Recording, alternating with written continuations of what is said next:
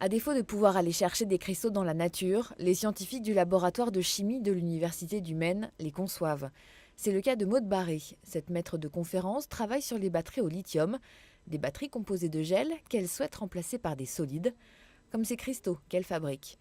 Une opération appelée croissance cristalline qui peut prendre plusieurs heures, voire plusieurs jours, en fonction de la taille du cristal désiré.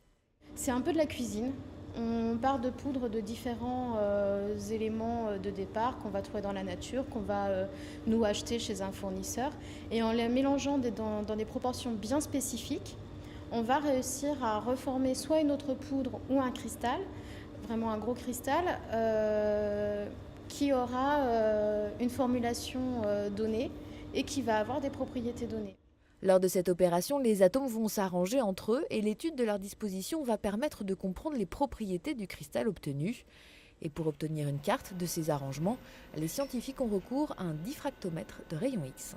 Alors l'intensité et la position du pic en fait est reliée à la façon dont sont organisés les atomes dans le produit que l'on caractérise, que l'on analyse. On peut après comprendre d'où vient la propriété du produit qu'on analyse. Dans le cas des recherches sur les batteries au lithium, les scientifiques doivent comprendre quelle formulation permettra au cristal d'être un bon conducteur d'électricité.